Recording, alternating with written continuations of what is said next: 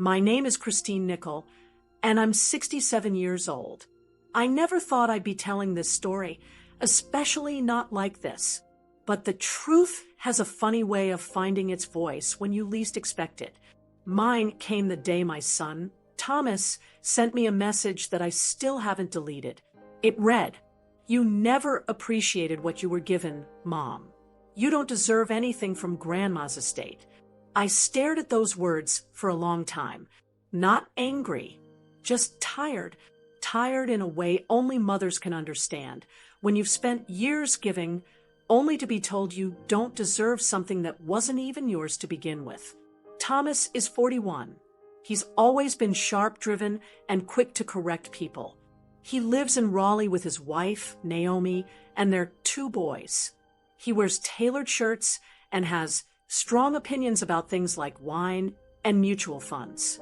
He wasn't always like that. There was a time he used to fall asleep in the back seat while I drove him home from soccer practice, still holding his cleats in his lap. But somewhere between college and career, something changed. I moved back to Asheville 6 years ago after retiring from my job at the DMV in Charlotte. My mom, Ruth, was starting to slow down. Diabetes, arthritis, a little memory slippage here and there. I didn't move back expecting anything. I just thought it was time I stepped in a little more. At first, Thomas seemed to appreciate it. He'd call occasionally to ask how Grandma Ruth was doing, suggest medications, send links to articles about elder care. But over time, his tone shifted. He started referring to himself as the point of contact. He began coordinating appointments, talking to the doctor's office, and making big decisions without asking me. It became clear he thought I was the helper, not the daughter. Our relationship got strained, not yelling or slamming doors, just this quiet tension that lived in every phone call and visit. He'd speak to me like I was part of the problem, not part of the solution. The day the message came, I had just come back from the grocery store with a bag of low-sodium soup and some fresh oranges, things my mother could still eat and enjoy. I was unloading the bag in her kitchen when my phone buzzed. First, it was an email. Subject line, "Will reading Nickel family." It was from a law office downtown. Said the reading of Ruth Nichols would take place the following Monday at 2 p.m. I froze. I hadn't known it was scheduled already. No one had told me. Then, 15 minutes later, another message popped up on my phone. This one from Thomas. "Sorry, that email wasn't meant for you. We've got it covered." No explanation, no kindness, just a short, clipped text. "We've got it covered."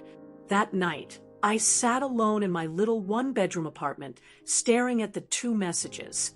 I didn't cry. I just sat there thinking, what does we even mean? Who is we? And how does a son talk to his mother like this? Have you ever had someone close to you question your worth like that? If you've ever been made to feel small for just doing your best, leave a comment below. Your story matters. I didn't know what was in the will. Frankly, I hadn't thought about it. I'd spent the last few years driving Mom to her appointments, picking up prescriptions, helping her trim her nails when her hands got too shaky. That was my focus. I'd never once brought up money or inheritance. And yet, somehow, I'd become the villain, the ungrateful one. The next morning, I called the law office. A polite woman answered. I asked if my name was on the guest list. She hesitated. "I'm not allowed to confirm attendance details, ma'am," she said. I thanked her and hung up. By Friday, I'd made my decision. I didn't know what they were planning to say about me in that room, but I wasn't going to let someone else rewrite the story of my relationship with my own mother. I picked out a navy blue sweater my mom always liked on me, wore simple earrings, and left early. I parked a block from the law office and sat in my car for a full 5 minutes before going in. It wasn't fear. It was resolve. I was going to walk into that room, not to fight, not to argue, but because I had every right to be there. Not as someone who expected anything, but as someone who mattered to the woman whose name was on that will, my mother. And if they didn't want me there, they were going to have to say it to my face. Because I wasn't backing down. Not this time. People like to talk about caregivers like we're saints. Like we float around with halos, humming and folding laundry with a smile. But that's not how it was, not for me, anyway. I didn't take care of my mother because I wanted praise. I did it because it was time. She had taken care of me, and then the years turned, and it became my turn. That's all there was to it. 6 years ago, I packed up my life in Charlotte and moved back to Asheville. I didn't do it out of guilt. I just knew Mom needed more than occasional visits and phone calls. Her diabetes was getting harder to manage. She'd forget if she'd eaten. There were times she'd take her medication, twice without realizing it. At first, it was small things. Helping her pay bills online, putting her pill box together for the week. Then it became more doctor visits, driving her to labs, grocery shopping. I started trimming her toenails when her hands got too stiff. She once told me, "You always were the steady one, Christine." That meant more to me than anything in her house ever could. There were hard days. She'd forget words mid-sentence or get frustrated trying to explain something. She hated losing her independence. She once snapped at me for taking her car keys off the hook. "I can still drive," she said, her voice sharp. "I'm not a child." I told her I understood, but that we couldn't risk her getting lost again. She didn't talk to me for the rest of the afternoon. But then later, I'd find a sticky note on the fridge. "Thank you for caring enough to fight me." Her handwriting had changed, shakier, but it was still her, still Mom. Thomas didn't see that side of her. He and Naomi would come by on Easter or Thanksgiving, and Ruth would sit up straighter and make herself smile. She'd pretend she wasn't confused, nod along like she understood every conversation. They thought she was just a little forgetful. Thomas was always good at talking to people, especially doctors. He'd call ahead to her appointments, make sure her chart was updated. He liked being in control, even from 3 hours away. I remember one time, he called me while I was at the pharmacy picking up her insulin. He said, "You've got to keep better track of her glucose readings, Mom. We need to stay ahead of this." He always said we, but he meant me. I never complained. I didn't want to. Taking care of her didn't feel like a burden. It felt like life. Ordinary, daily life. One foot in front of the other. I'd leave her house some nights with aching feet and a plastic bag of tissues and receipts, and still think, this is time I'll never regret. Thomas, on the other hand, saw things differently. He talked in terms of long-term planning and asset preservation. He had spreadsheets, folders, a Dropbox with all of Mom's medical files. When she fell in the bathroom one winter and bruised her hip, he wanted her moved into a facility. Said it would be safer for everyone. But Mom wasn't ready for that, and neither was I. So we found a part-time aide through her doctor's office. That's when Mrs. Dorsey entered our lives. She was in her late 50s, quiet but firm, wore her gray hair in a tight bun, and always carried mints in her pocket. From the first day, she and Mom got along. Mrs. Dorsey treated her with dignity. She didn't talk down to her. She'd sit beside her and ask real questions. "Miss Ruth, do you still crochet?" Or, "What kind of music did you dance to back in the day?" I watched Mom open up around her in a way she didn't with others. I trusted Mrs. Dorsey more than I trusted some of the family, if I'm being honest. As the months passed, Ruth relied more on Mrs. Dorsey during the weekdays and me on the weekends. It was a rhythm, and it worked. Thomas never met Mrs. Dorsey. He never asked about her, either. He just assumed things were being handled. Every now and then, I'd get a forwarded bill from his assistant. No note, no check-in, just an invoice and a line that said, please confirm payment was processed. I didn't expect him to drop everything and move back. He had a family, a career. I understood that. But what I couldn't understand was how quick he was to question me, like I was some outsider standing in the way.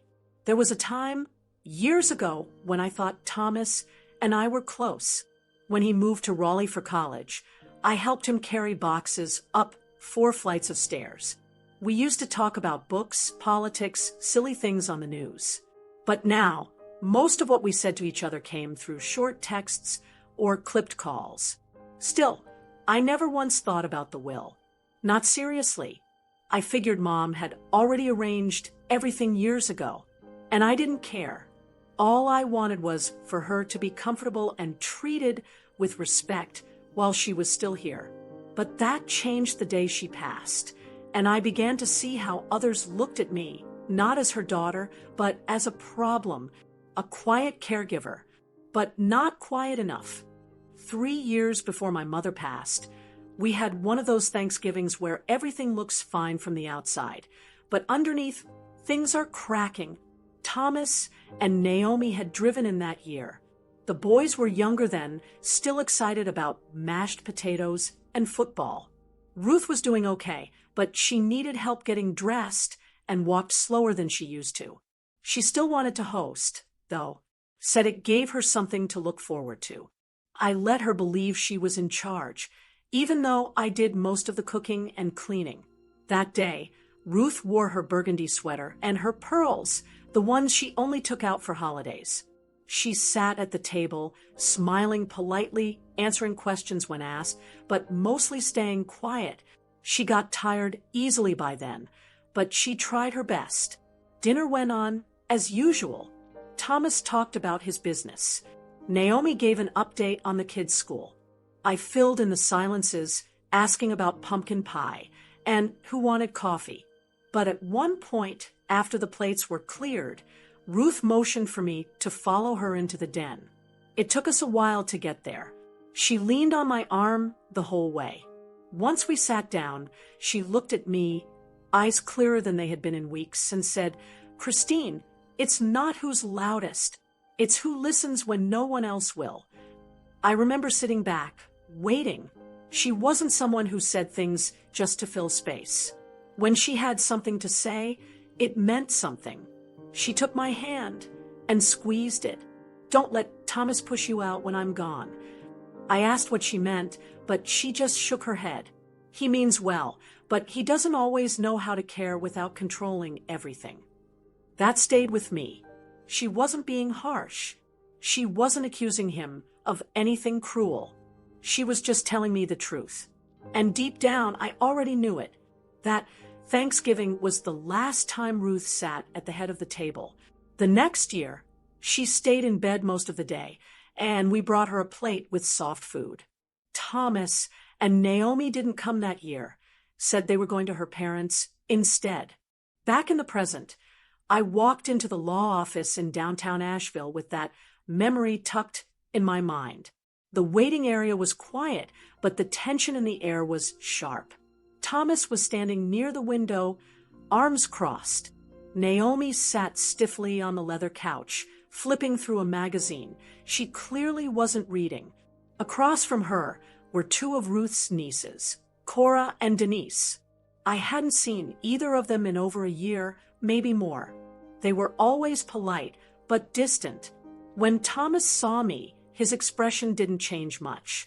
He just raised his eyebrows, like I was a surprise guest at a party he'd planned. Naomi glanced up and gave me a tight nod. Neither of them said a word. I didn't say anything either. I just sat down near the door and folded my hands in my lap. The room felt heavy, not because anyone was crying or upset, but because everyone was waiting for something to go wrong. It was clear I wasn't expected or wanted there. A few minutes later, the door opened, and a man in his late 60s stepped out, neatly dressed, calm, kind eyes. He looked around the room and said, "Good afternoon. I'm Alan Harwood. Thank you all for coming. There's been a lot of confusion. Let's clear it up now." He stepped aside and motioned for us to come into the conference room. Inside, everything was spotless. A long wood table, water pitchers, a folder sitting in front of each chair. We sat. I could feel Naomi watching me, her eyes sharp. Cora and Denise whispered something to each other. Thomas didn't look at me at all. Mr. Harwood took his seat at the head of the table. He opened the folder in front of him and adjusted his glasses. I'd like to begin by stating that Ruth Nickel updated her. Well, 6 months ago, he said, this document is the most recent and legally binding version, signed in front of 2 witnesses and a notary. Thomas leaned forward slightly. I thought the last will was from 2017. Mr. Harwood nodded. It was. This one supersedes it. He glanced at me, then back down at the paper. I understand there was an email sent to a few of you, and then a follow-up message that caused some uncertainty about who should attend. Let me be clear, everyone in this room was listed by Ruth as someone who may have questions, and she instructed us to be transparent in this reading. I noticed Thomas's jaw tighten. Naomi shifted in her seat. He continued, what you're about to hear may come as a surprise to some, but I assure you, every step was handled with care, and Ruth was in full control of her choices. And in that moment, for the first time in weeks, I didn't feel nervous. I felt seen. Mr. Harwood cleared his throat and looked around the table. His voice was calm, but steady. As I said, Ruth updated her 6 months ago. This version was signed, properly witnessed, and notarized. She also had a full medical evaluation at that time to confirm she was of sound mind. I sat still, not sure what I was expecting, but I knew something was coming. Thomas leaned back in his chair, like he already had the answer. Naomi crossed her arms and glanced at him, waiting. Mr. Harwood adjusted his glasses and began reading aloud. I, Ruth Ellen Nickel, being of sound mind and judgment, do hereby declare this to be my final will and testament. The legal wording went on for a bit, covering basic things. Her full name, address, the date. Then his voice shifted slightly.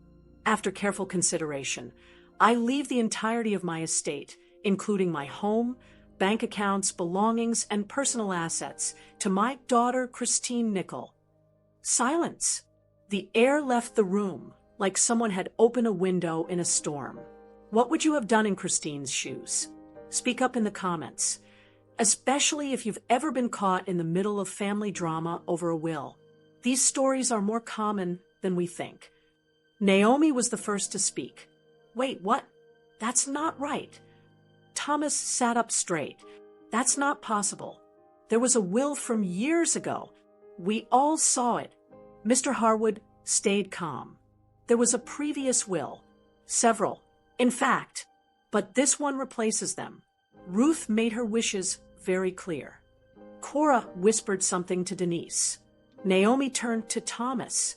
Did you know about this? He didn't answer her. Instead, he looked at me like I just pulled the rug out from under him. You manipulated her, he said. She didn't know what she was doing. I blinked. Excuse me? You moved back to town, played nurse, and made her feel sorry for you. You always needed to be the favorite. I looked at him, stunned. Thomas, I didn't even know there was a new will. He kept going, his voice louder. You took advantage of her when she was vulnerable. Mr. Harwood raised his hand. Let me finish, please. Ruth anticipated there might be disagreement. That's why she documented everything. He pulled out a second folder. This one was recorded on video. Ruth read it aloud herself. She was evaluated by Dr. Barlow 2 days before signing it. His report confirms she was lucid, capable, and made this decision independently. Naomi's voice cracked. This doesn't make sense. Why would she cut out the rest of the family? Mr. Harwood looked directly at her. I can't speak to Ruth's personal relationships, but I can tell you she followed every legal step. There is no question about her intent. I sat there, completely still. I hadn't expected any of this. I came to the reading thinking I'd be lucky to receive a small keepsake, a photo album, maybe a piece of jewelry. The idea that she left everything to me? I couldn't process it. Thomas stood up and started pacing. She was confused. She had moments where she didn't even remember what day it was. She also had moments where she remembered every detail of your childhood. I said quietly. He stopped. What's that supposed to mean? I mean, she saw things. Maybe not when you were around, but when it was just her and me, she noticed. Naomi stood up too. This can't be legal. It is, Mr. Harwood said plainly. Cora leaned forward. Was there anything for the rest of us? Anything at all? Mr. Harwood flipped a page. There were no specific bequests in this will, aside from a note about a donation Ruth wanted made in her name. Everything else was left to Christine. Thomas sat back down, fuming. His jaw was clenched. His hands were balled into fists. She didn't even tell me she changed it. She didn't tell me either. I said, that's because you probably helped her write it. No, Mr. Harwood said firmly. She wrote it with me, here in this office. Alone. Naomi shook her head. This is insane. We were supposed to help manage her estate. She said we would. Mr. Harwood tapped the folder. This is the only version that matters. Thomas looked straight at me, like I'd stolen something from him. You think this is what she wanted? For you to get everything while the rest of us are left out? I think she made her choice, I said, holding his gaze. And maybe you should ask yourself why. He looked away, his face red. Mr. Harwood slid the documents back into the folder. You'll each receive a copy. If you choose to contest, you're free to do so. But I'll tell you now, this is one of the most airtight wills I've handled in 30 years. No one said anything. The reading ended a few minutes later. People got up and walked out slowly, like the floor had shifted under them. I stayed seated, trying to catch my breath. Everything I thought I knew had just changed. By the time I got home from the will reading, my phone had already started buzzing. First, it was a missed call from Naomi. Then a voicemail from Thomas. I didn't listen to it right away. I just sat in the quiet of my living room, staring at the floor. I should have known it wouldn't end at the law office. The next day, it all began to spiral. Thomas called me again. This time, I answered. I hope you're proud of yourself, he said. His voice wasn't just angry, it was cold. You conned an old woman into handing over everything. Thomas, don't talk to me like that, I said, trying to stay calm. I didn't know about the will. I didn't ask for it. He laughed. Right. And you just happened to be the only one she left anything to. I said nothing. What could I say? You're a gold digger, he snapped, and I'm ashamed to call you my mother. That word hit me like a slap. Gold digger. From my own son. After that, it got worse. By that evening, 2 of my cousins had called. One left a message saying, "How could you do this to the family?" Another sent a text that simply said, "You fooled her. We know." Emails came next. Messages from people I hadn't heard from in years, relatives, neighbors, even a woman from my church group. Some said they were disappointed. Others demanded answers. I opened Facebook and saw that someone, probably Thomas, had posted a vague status. Some people will do anything for money, even betray their own blood. The comments were filled with family members agreeing, guessing, fueling the fire. I turned my phone face down and walked away. My chest felt heavy, not from guilt, but from sadness. Everything had cracked open, and somehow I was the villain. I didn't sleep much that week. I tried to keep my routine, went to the grocery store, watered my plants, made soup, but It felt like I was walking through a fog.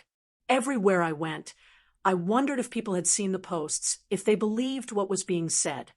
I started avoiding the mailbox, stopped answering unknown numbers. And then, just when I thought I couldn't take another hit, I got a call from Mrs. Dorsey. She hadn't been in touch since the funeral. But when I answered, her voice was calm, like always. "Christine, I've been meaning to reach out," she said.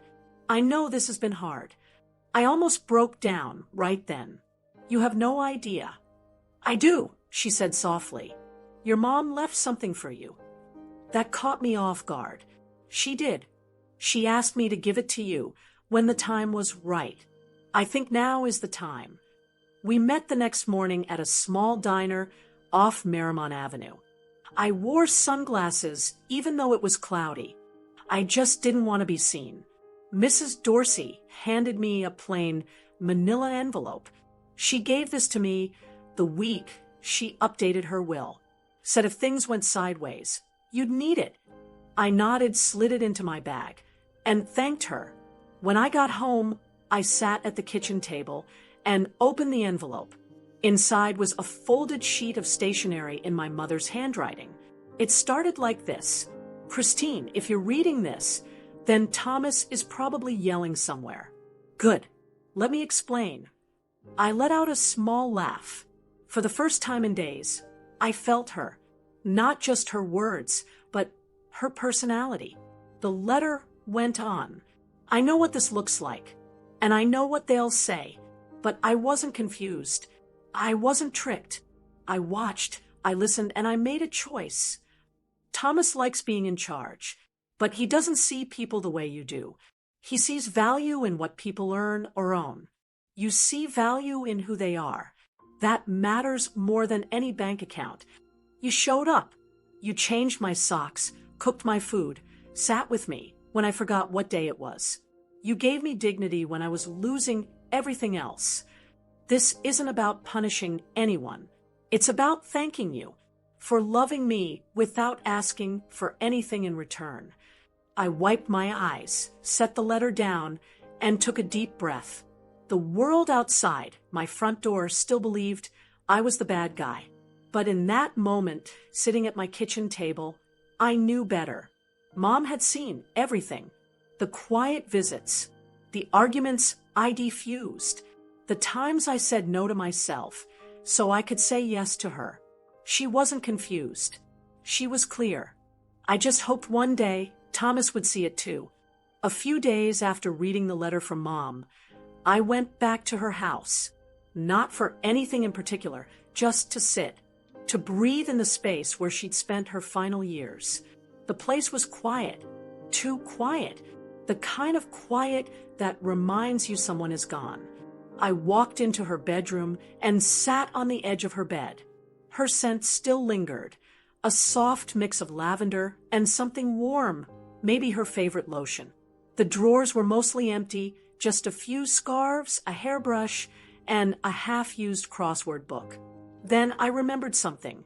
A month before she passed, she asked me to bring down a shoebox from the top shelf of her closet. She didn't say why, and I hadn't thought about it since. I stood up and opened the closet. On the top shelf, tucked behind an old sweater, was a plain black folder. No label, no tape, just a simple clasp holding it closed. I brought it to the kitchen table and sat down. Inside were 3 things: a short letter, 2 USB drives in a clear bag, and a single-page document with a notary stamp in the corner. I unfolded the letter first. "Christine, if you found this, then you're probably dealing with more than your share. I'm sorry.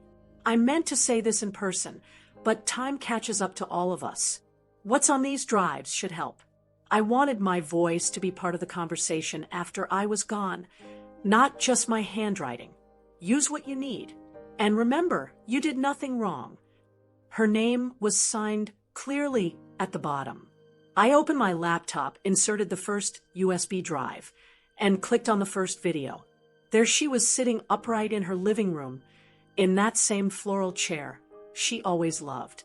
Her hair was brushed, and she wore her blue cardigan, the one I got her for Mother's Day 2 years ago. She looked straight at the camera and smiled. My name is Ruth Ellen Nickel.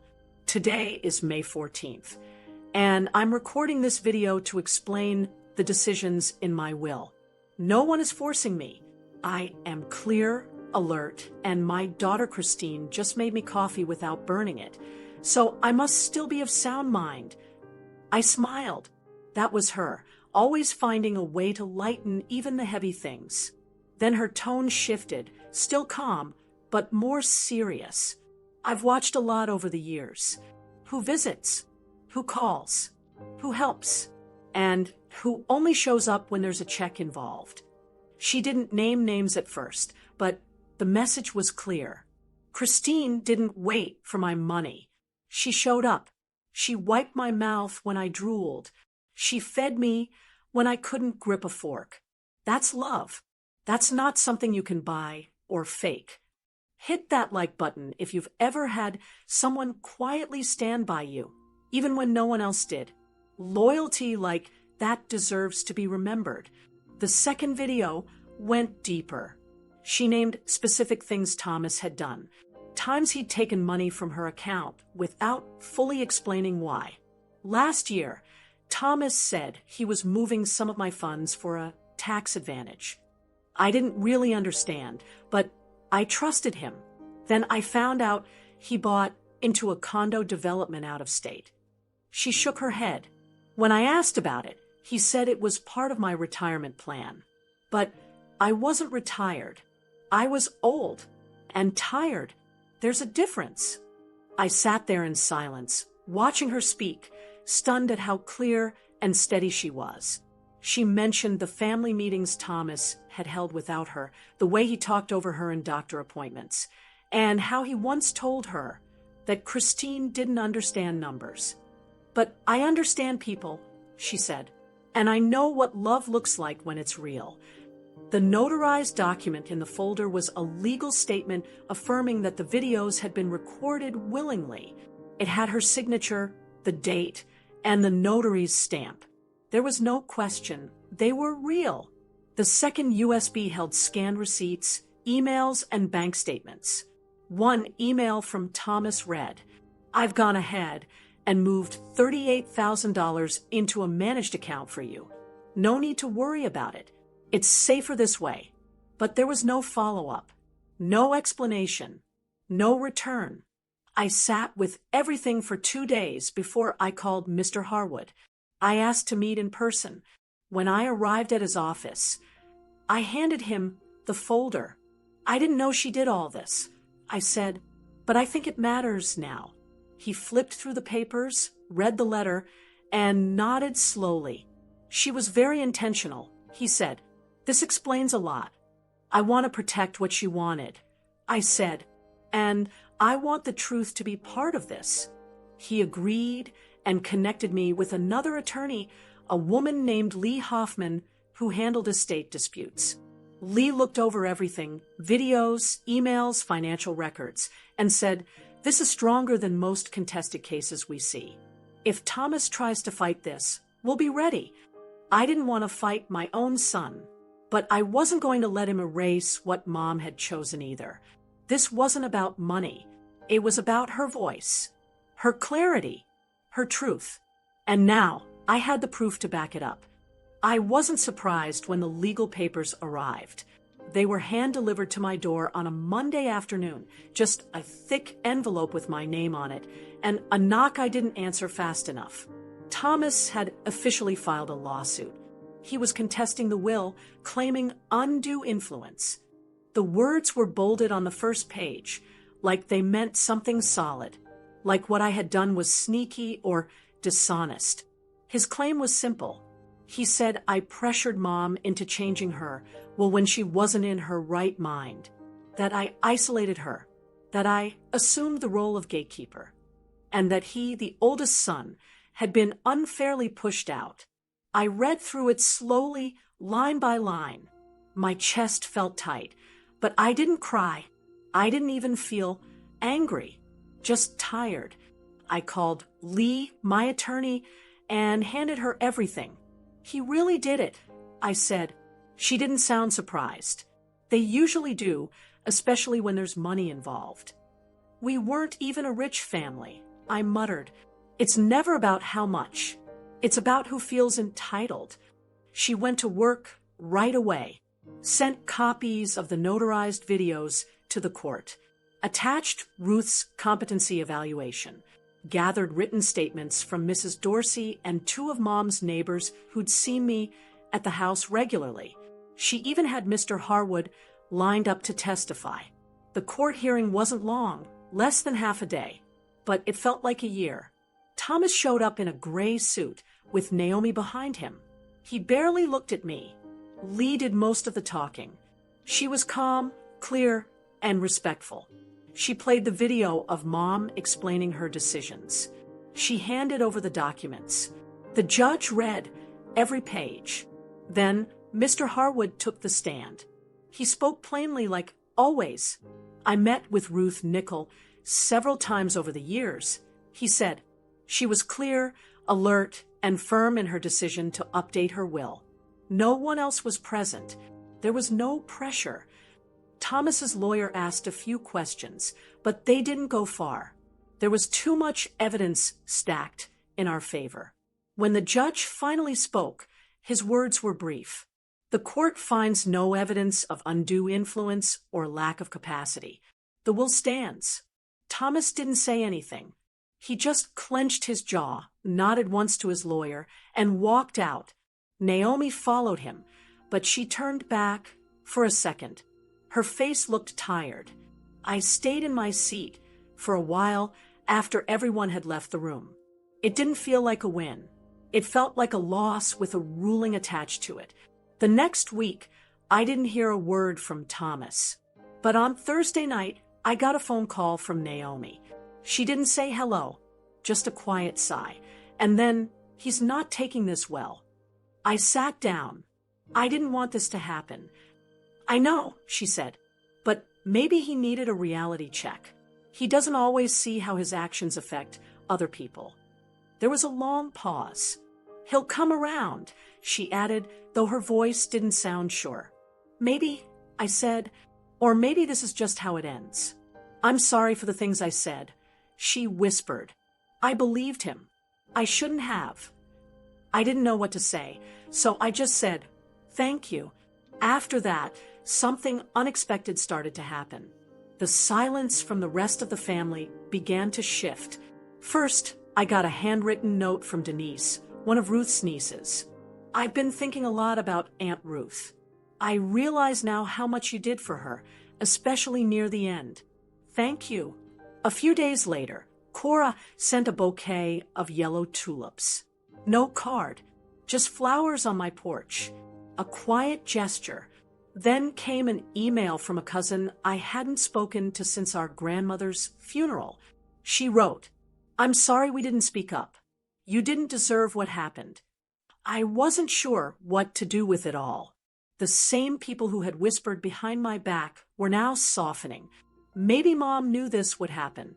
Maybe that's why she left the letter and the videos, so the truth wouldn't depend on my voice alone. One afternoon, I found myself back at Ruth's house. I was sorting through her belongings when the doorbell rang. It was Mrs. Dorsey. I thought you could use a hand, she said. We spent hours in that house, folding clothes, packing boxes, setting aside things for donation. She paused in front of a bookshelf and pulled down an old frame. This one should stay, she said. It was a photo of Mom as a young woman, standing next to a small flower cart. She loved that picture, I said it reminded her of freedom. We laughed.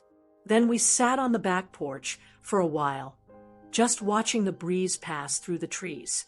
I always believed your mother knew what she was doing, Mrs. Dorsey said, and I believe she trusted you to do what's right.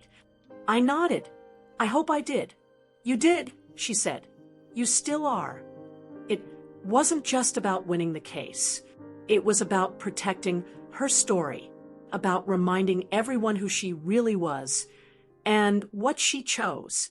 And in a small, quiet way, It finally felt like that message was getting through.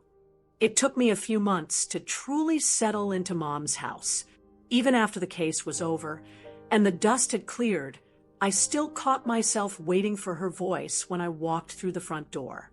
Some habits are hard to shake. At first, it didn't feel like mine. I moved slowly, kept everything just the way she left it. Her robe still hung on the hook by the bathroom door. Her crossword puzzles sat on the nightstand. I watered her houseplants like they were sacred.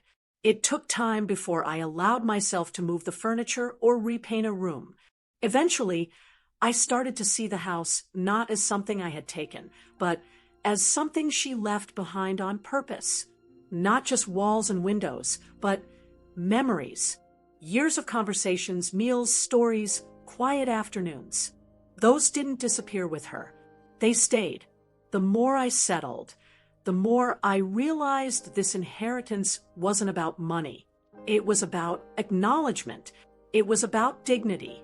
She'd seen what I gave, not just my time, but my patience. She understood what it meant to stay. With everything I'd gone through, I felt a pull to do something more with my time. I reached out to a local support group for family caregivers. They met twice a week in a small church basement on Hendersonville Road. I didn't expect much, but after one meeting, I knew I belonged there. Most of the people were women like me, some younger, some older, all exhausted, all trying to make sense of the weight they carried. I didn't go to preach or give advice. I just listened at first. Then I shared my story, not the court part, just the caregiving, the late nights, the medication mix-ups, the small wins when my mom remembered something from decades ago. After that, others opened up, and little by little, we all started healing together. Thomas never reached out after the ruling. Not a word.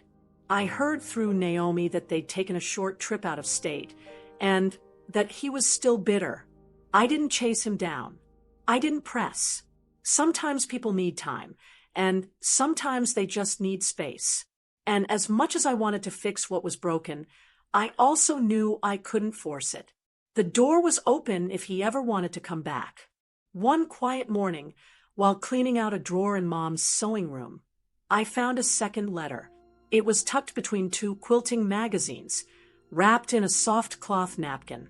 The envelope had my name on it, in her handwriting, and a tiny note in the corner that said, "For later." I sat down and opened it. "Christine, if you're reading this, it means you've made it through the worst of it. I'm proud of you. I know this hasn't been easy, but I also know your heart. You've always had a way of seeing people for who they are, not who they pretend to be. People will show you who they are. Let them, and then let that truth set you free." I sat with that for a long time. Not just the words, but what they meant. She was reminding me that I didn't need to argue, prove, or defend. I just needed to remember the truth I lived through. That night, I lit a candle in the kitchen. I didn't say anything out loud. I just sat in the quiet and let the memory of her fill the room. She gave me more than a house. She gave me peace. She gave me the right to stand in my truth without shame. Maybe that's what inheritance really is. Not just money or property, but the lessons someone leaves behind. The things you carry with you after they're gone. I still hope Thomas comes around someday.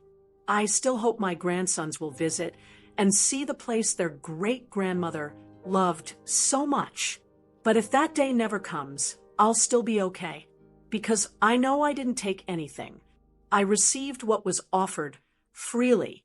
And I'm going to spend the rest of my days honoring that gift, not just by keeping a house, but by showing up for others the way I showed up for her.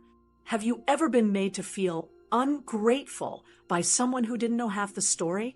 Have you ever had to defend yourself against unfair family accusations? Share your story in the comments. You're not alone, and neither was I. If this story touched your heart, share it with a friend who needs to hear it. And don't forget to subscribe, because we tell the stories that often go untold, but never forgotten. Because sometimes the truth takes time. And when it finally comes, it sets everything right.